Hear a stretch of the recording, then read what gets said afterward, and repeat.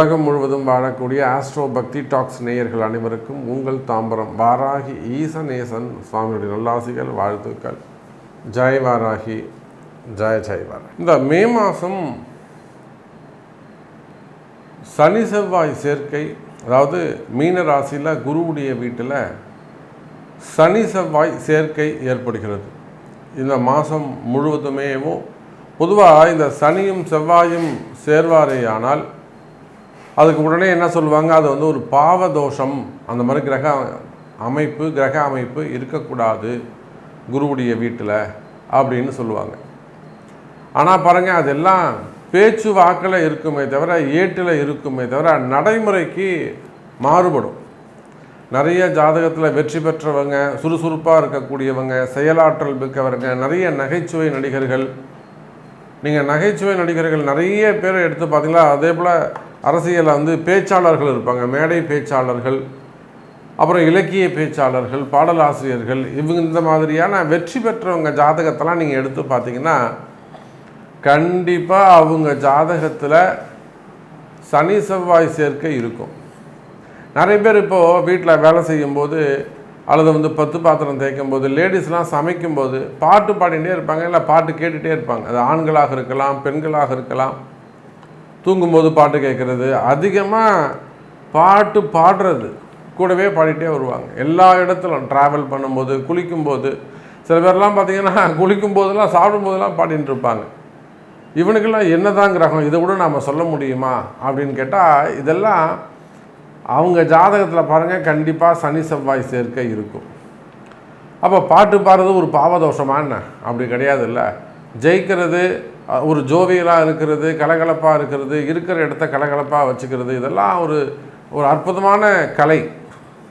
அப்போ இந்த சனி செவ்வாய் சேர்க்கை சேர்ந்தால் பாவதோஷம் அப்படின்னு யாராவது நினச்சிங்கனாக்கா, கண்டிப்பாக அப்படி ஒரு ஜோசியர் சொன்னார்னாக்கா அவர் கண்டிப்பாக தோற்று தான் போவார். அப்போ அப்பேற்பட்ட ஒரு அற்புதமான கிரக அமைப்பு இந்த மே மாதம் ஏற்படுது. மே மாதம் முழுவதும் சனியும் செவ்வாயும் குருவுடைய வீட்டில் அமைந்திருக்கிறாங்க. வீடு கொடுத்த குரு பகவான் கேந்திரம் ஏறி இருப்பது மேலும் சிறப்பு. இதனால் இது யாருக்கெல்லாம் ஸ்பெசிஃபிக்காக யாருக்கெல்லாம் அமையும்னா, காவல்துறை அதிகாரிகள், காவல்துறை அதிகாரிகளுக்கு சிறப்பானதாக இருக்கும். அதே போல் இராணுவ வீரர்களுக்கு சிறப்பானதாக இருக்கும். ஊர்காவல் படை மற்றும் ஆர்பிஎஃப், சிபிஎஃப் அந்த மாதிரியான படை வீரர்கள், போர்ப்படை தளபதிகள், அப்புறம் இது மாதிரி நாட்டை காப்பாற்றுறதுக்காக உளவுத்துறையில் இருக்கக்கூடிய ரா அமைப்பு சேர்ந்தவங்க, அதே போல் கம்யூனிகேஷன்ஸ், அது யார் அந்த செய்தி தொடர்பாளர்கள் இருப்பாங்க இல்லையா, அவங்களுக்கு, மீடியா துறையில் இருக்கக்கூடியவர்களுக்கு, அப்புறம் வந்து அந்த செக்யூரிட்டி சர்வீஸ் பண்ணக்கூடியவங்களுக்கு, மேன் பவர் ஏஜென்சிஸ் வச்சு நடத்தக்கூடியவங்களுக்கு, அப்போ யாரெல்லாம் இந்த காப்பாற்றக்கூடிய இடங்களில் இருக்கிறாங்களோ, அந்த மாதிரியான தொழில் செய்கிறாங்களோ அவங்க எல்லாருக்கும் இது சிறப்பானதாக இருக்கும். அதே போல் மெயினாக ஆயில் பிஸ்னஸ் பண்ணக்கூடியவங்க ரொம்ப டிமாண்டாக இருக்கும். ஆயில் பிஸ்னஸ் பண்ணக்கூடியவங்க, கேஸ் பிஸ்னஸ் பண்ணக்கூடியவங்க, ஆயிலு, கேஸு, எல்லா விதமான ஆயிலும் சேர்த்துக்கலாம் நீங்கள் அந்த இடத்துல. அதே போல் லேண்டு பிஸ்னஸ் பண்ணக்கூடியவங்க, கோல்டு சில்வர் பிஸ்னஸ் பண்ணக்கூடியவங்க, செவ்வாய் வந்து கனிம வளம் இல்லையா, பூமி இல்லையா, அப்போ வந்து கனிம வளம் சார்ந்த பிஸ்னஸ் பண்ணக்கூடியவங்க, ப்ரமோட்டர்ஸ், லேண்ட் ப்ரமோட்டர்ஸு, பில்டர்ஸு.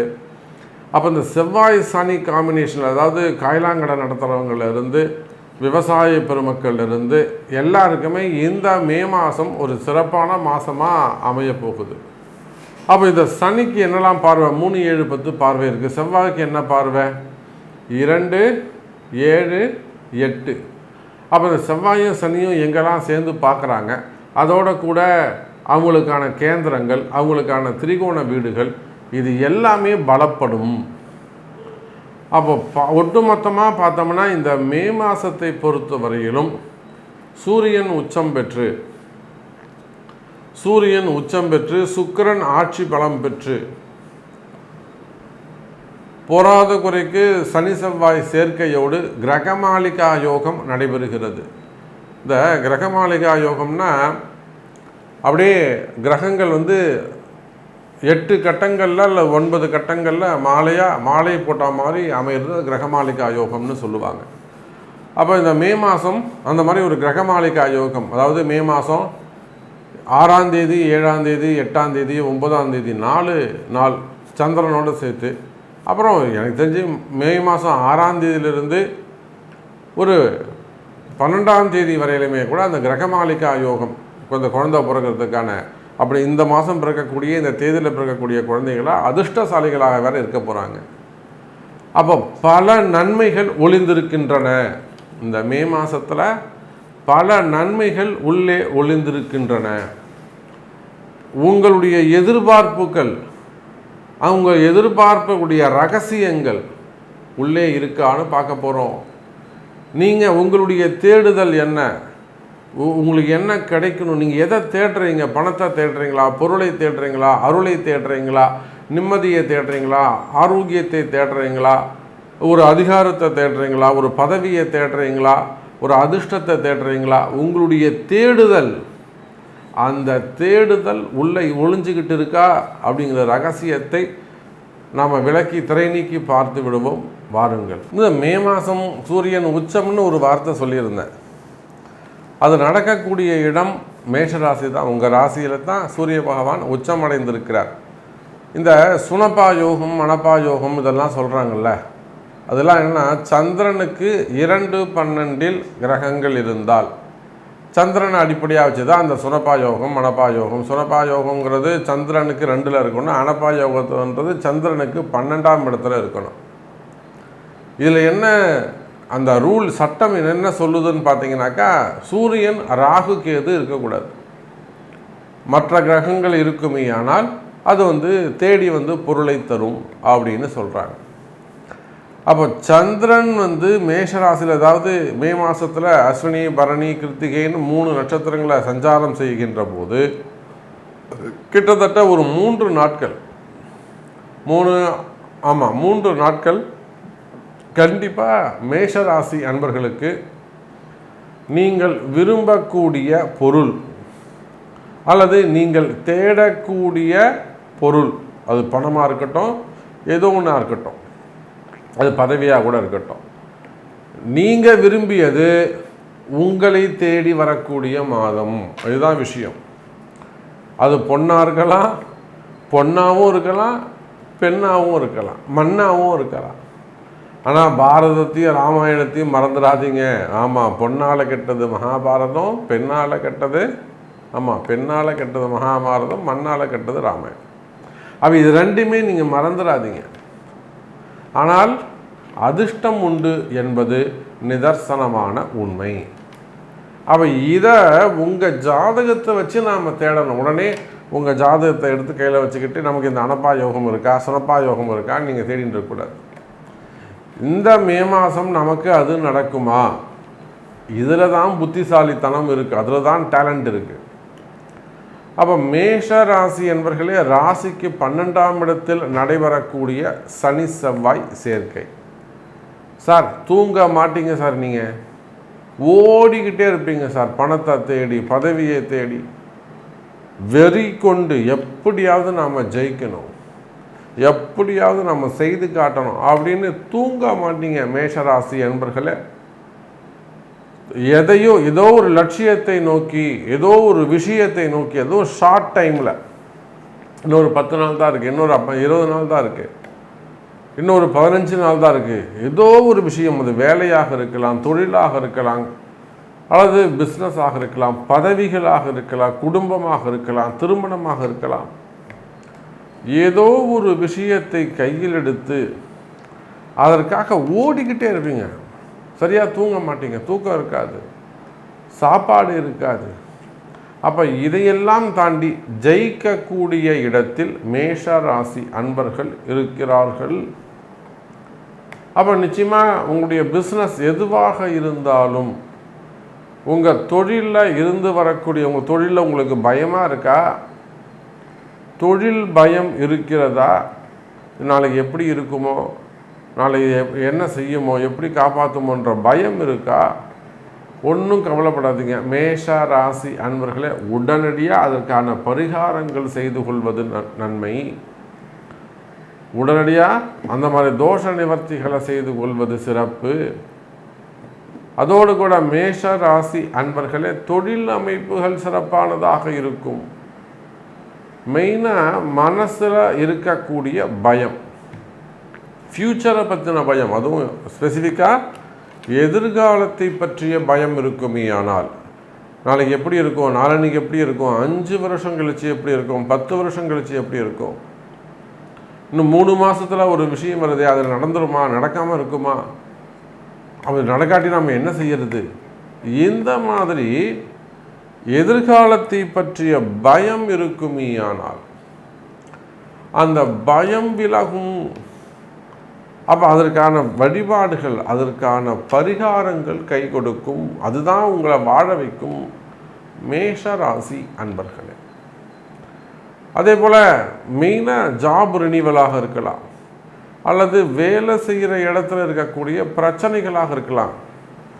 வேலை செய்கிற இடத்துல வரக்கூடிய பிரச்சனைகள், தொழிலில் வரக்கூடிய பிரச்சனைகள், குடும்ப பிரச்சனைகள், செய்வினை கோளாறுகள், நிறைய செய்வினைகள் இருக்குது. நிறைய செய்வினை பிரச்சனைகளுக்கு இப்போ கூட வேலூர்லேருந்து ஒரு ஃபேமிலி வந்துட்டு போகிறாங்க. அவங்க பெரிய பையன் ப்ரொஃபஸராக இருக்கார், நல்ல டீச்சர் குடும்பம், தம்பி அட்வொகேட்டாக இருக்காங்க, அப்பா இல்லை அம்மா வந்து பார்த்துட்டு போகிறாங்க. பையன் இந்த மாதிரி வேற ஒரு இடத்துல பழகிக்கிட்டு இருக்காங்க சார், வசியத்தில் மாட்டிக்கிட்டாங்க சார், எப்படியாவது காப்பாற்றி கொடுங்க சாமி அப்படின்னு கேட்டு வந்துட்டு போகிறாங்க. அன்னைக்கு தெரியாது அப்படின்னு அப்படி ஒரு அட்டாச்மெண்ட்டான குடும்பம். அப்போ அதை போல் செய்வினை கோளாறுகள், மற்றவர்களால், எதிரிகளால், பகைவர்களுடைய தொந்தரவுகள் இருக்குமே. ஆனால்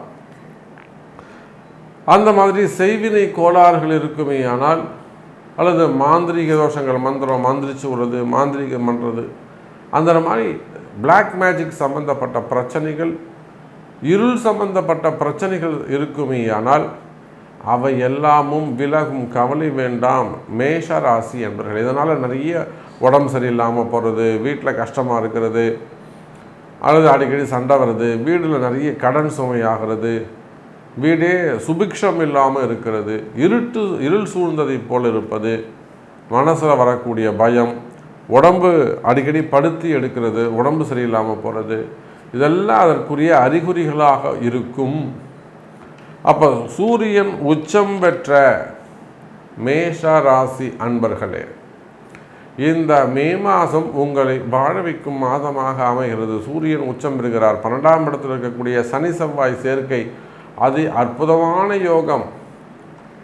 எதையும் செய்து காட்டக்கூடிய, நீங்கள் எதை நினைக்கிறீங்களோ அதை கம்ப்ளீட் பண்ணக்கூடிய அற்புதமான யோகக்காரர்களாக நீங்கள் இருக்க போகிறீங்க. அப்போ வளர்ச்சி முக்கியம். ஒரு வளர்ச்சி உங்களுக்காக காத்திருக்கிறது, வெற்றி நிச்சயம். அப்போ இந்த வெற்றி உங்களுக்கு வேண்டும் என்று சொன்னால் உங்களுடைய பிறப்பு ஜாதகம் தான் முக்கியம். பிறப்பு ஜாதகம் பேசும் மேஷராசி அன்பர்களே. ரிஷபராசி, மே மாதத்தை பொறுத்த வரையில் சுக்கிரன் ஆட்சி பலம் பெறுகிறார்.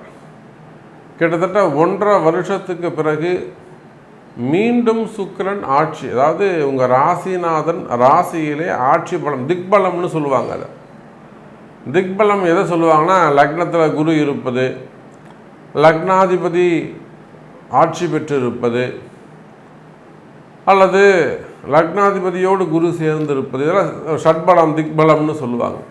அப்படிலாம் இருந்துட்டோம்னாக்கா எப்பேற்பட்ட கவலைகள், எப்பேற்பட்ட பிரச்சனைகள் வந்தாலும் அதெல்லாம் சிரிச்சுக்கிட்டே சரி பண்ணிட, ஒரு ஸ்மைலிங்காக, எதை பற்றியும் கவலைப்படாமல், மனசில் பயமே இல்லாமல், இவங்கெல்லாம் அப்படி சிரிச்சுக்கிட்டே அந்த விஷயத்தை வந்து சார்ட் அவுட் பண்ணுவாங்களாம். யார்? திக்பலம் பெற்றவர்கள், ஷட்பலம் பெற்றவர்கள். அவங்களுக்கு பயம்னா என்னன்னே தெரியாது. ஏப்பா நீ என்ன பயப்படவே மாட்டியா, என்னையா நீ இவ்வளோ அலட்சியமாக இருக்கே அப்படின்னு கேட்க போனாக்கா, பார்த்துக்கலாம் விடுங்க, சரி பண்ணிக்கலாம் அப்படின்னு ரொம்ப அலட்சியமாக பதில் சொல்லுவாங்க. அப்போ இதெல்லாம் யார் அப்படின்னு கேட்டாக்கா, திக்பலம் பெற்றவர்கள். அப்போ அதை போல ரிஷபராசி நேயர்களே, 18 மாதங்களுக்கு பிறகு உங்களுடைய ராசிநாதன் சுக்கிர பகவான் ஒரு வட்டம் அடித்து, ஒரு ரவுண்ட் அடித்து மீண்டும் உங்கள் ராசியில் வந்து ஆட்சி பலம் பெறுகிறார். அப்போது சுக்கிரன் ஆட்சி, ராசிநாதன் ஆட்சி பலம் பெற்று அந்த சுக்கிரனுக்கு 2வது வீட்டில் குரு பகவான், அற்புதமான கால நேரம். 8ஆம் அதிபதி, 8க்குடையவன் 2இல் இருப்பது சிறப்பு. எப்பயுமே தெரிஞ்சுக்கோங்க சார். 8ஆம் இடம் புதையல். 8ஆம் இடம் புதையல் சாமி. புதையல்னா வெறும் பொன் பொருளை மட்டும் நினச்சிடாதீங்க. உங்கள் வாழ்க்கை ரகசியங்கள். நம்ம ஆளுக்கு என்ன தோணும்? புதையல்னு சொன்ன உடனே நம்ம ஆளுங்களுக்கெல்லாம் இங்கே நோண்டி பார்த்துருவோமா, அங்கே நோண்டி பார்த்துருவோமா, பானையை எடுத்துருவோமா, அப்படி தான் இருக்கும். நானே ஏமாந்த நாட்கள்லாம் இருக்குது. அதெல்லாம் ஒரு கால நேரம். பக்குவம் ஏற்படணும். அந்த கிரகம் வரணும், அந்த பக்குவம் ஏற்படணும். அப்போது 8ஆம் அதிபதி 2ஆம் இடத்தில் இருப்பது புதையல் யோகம். எது புதையலுங்க? உங்கள் வாழ்க்கை ரகசியங்கள், உங்களுடைய பிறப்பு ரகசியங்களை நீங்கள் தேட போகிறீங்கன்னு அர்த்தம். எதுக்கியா நம்ம பிறந்தோம்? எதுக்கியா நம்ம வாழ்ந்துக்கிட்டு இருக்கோம்?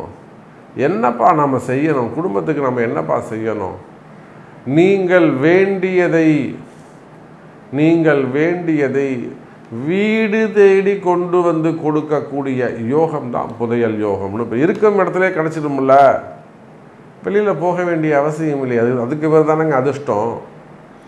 அப்போ ரிஷப ராசி அன்பர்களே, நீங்கள் உலகம் முழுவதும் எங்கே இருந்தாலும் சரிதான், உங்களுக்கு என்ன மாதிரியான தேவைகள் இருந்தாலும் சரிதான். அது பொன் பொருளாக இருக்கலாம், மண்ணாக இருக்கலாம், இல்லை அதிர்ஷ்டமாக இருக்கலாம். ஒவ்வொருத்தருக்கும் ஒவ்வொரு மாதிரியான தேவைகள் இருக்கும். ஒரு ஏழை விவசாயியாக இருப்பாங்க. அவங்களுக்கு என்ன வேணும்? கடன் அடையணும், விளைச்சல் நல்லபடியாக இருக்கணும், விவசாயம் சிறப்பாக இருக்கணும், நல்ல பொருள் கிடைக்கணும். ஒரு பெருசாக இதுக்கு மேலே பெருசாக கேட்டாங்கன்னா ஒன்றும் இது சொல்ல மாட்டாங்க. அது கடன் அடைஞ்சிட்டு பசங்க நல்லா இருக்கணும் அப்படி சொல்லிட்டு கேட்பாங்க. அப்போது ரிஷபராசி நேயர்களே, இந்த மே மாதம் ஒரு அதிர்ஷ்டம் நிறைந்த மாதம். மெயினாக உங்களுக்கு சுக்கிரன் குரு இவங்க 2-12 இருக்கிறதுனால வீடு தேடி பணங்காசு வந்து சேரும். பணம் பொருள் வீடு தேடி வந்து சேரும். தொட்டதெல்லாம் விளங்கும், பொன்னாகும், கேட்டதெல்லாம் கிடைக்கும். அப்போ ஒரு டெஸ்ட்டுக்காக யாராவது கடன் கேட்டு பாருங்களேன், உடனே கடன் கிடைச்சிரும். அப்போ கடன் கிடைக்கும், கடன் சுமைகள் குறையும், உங்களுக்கு இருந்து வரக்கூடிய கடன் சுமைகள் குறையும், கடன் பிரச்சனைகள் குறையும். இன்னும் சொல்லப்போனால் ரிஷப ராசி நேயர்களே, இந்த லாபஸ்தானத்தில் இருக்கக்கூடிய, அதாவது 2-12 சுபகிரகங்கள் இருந்தால் அது ஒரு அதியோகம். இப்போ ரிஷப ராசிக்கு 12வது வீட்டில் சூரியன் பலம் பெற்று உச்சம் பெற்று சுபகிரகம் இயற்கை சுபராக இருக்கார். ரிஷபராசிக்கு 2வது வீட்டில் இயற்கை சுபராக குரு பகவான் இருக்கிறார். அப்போ 2 பக்கமும் வீட்டுக்கு லெஃப்ட்டு ரைட்டு 2 பக்கமும் சுபர்களால் சூழப்பட்ட ஒரு அற்புதமான மாதமாக இந்த மாதம் அமைகிறது. சூழ்ச்சிகள் விலகும். என்னதான் உங்களுக்கு எதிரிகள் உங்களுக்கு எதிர்மறையாக எத்தனை சூழ்ச்சிகள் செய்தாலும் அந்த சூழ்ச்சிகள் எல்லாம் விலகி நல்ல முறையில் எப்பேற்பட்ட எதிரிகளையும் நீங்கள் வெற்றி கொள்வீர்கள். அப்போ உங்களுக்கு இருந்து வரக்கூடிய வம்பு வழக்கு, கோர்ட்டு கேஸு, வம்பு வழக்குகள் அனைத்தும் தீரும். கோர்ட்டு கேஸு சம்பந்தப்பட்ட பிரச்சனை உங்களுக்கு இருக்காது. எதிலும் நீங்கள் வெற்றி வாகை சூட முடியும். அப்போ இந்த மே மாதத்தை பொறுத்தவரையில் ரிஷபராசி அன்பர்களுக்கு அதிர்ஷ்டம் நிறைந்த மாதமாக அமைகிறது. வருமானம் சிறப்பாக இருக்க போது நிறைய அன்பர்கள் தங்களுடைய வேலையில் ஒரு உயர்வை, ஒரு ப்ரமோஷன், அப்படி இல்லைன்னா ஒரு இன்க்ரிமெண்ட்டு, ஒரு நல்ல ஆத்தரைசேஷன்ஸ், இதெல்லாம் ரொம்ப எதிர்பார்த்து காத்திருக்கிறீங்க. ரிஷபராசி அன்பர்களே, இந்த மாதம் நீங்கள் எதிர்பார்க்கக்கூடிய ப்ரமோஷன், அதே போல் பதவி உயர்வோ அல்லது சம்பள உயர்வு, இதை ரெண்டுமே உங்களுக்கு கிடைக்கும். அதே போல் நிலையான உத்தியோகம், இந்த ஜாபை வந்து ரினிவல் பண்ணுறது, எக்ஸ்டெண்ட் பண்ணுறது, அல்லது இன்னொரு பாண்டிங் போடுறது, இந்த மாதிரி நீடித்த நிலையான உத்தியோகத்தை தேடக்கூடியவரா நீங்கள். அப்போ உத்தியோகம் நீடிப்பு கிடைக்கும். வெளியூரில் இருக்கீங்க, வெளிநாடுகளில் இருக்கீங்க, எக்ஸ்டெண்ட் பண்ணுவாங்களா, ரினிவல் பண்ணுவாங்களா, நிச்சயமாக அது உங்களுக்கு நடக்கும். அப்போ நிறைய விஷயங்கள் நம்ம பேசிக்கிட்டே போகலாம், அதுக்கு ஒரு முடிவே இருக்காது. ரிஷப ராசி அன்பர்களே, மே மாதம் அற்புதமான மாதம், வாழ வைக்க போகும் மாதம். வழிபாடு கை கொடுக்கும், பரிகாரங்கள் கை கொடுக்கும். ரிஷப ராசி நேயர்களே.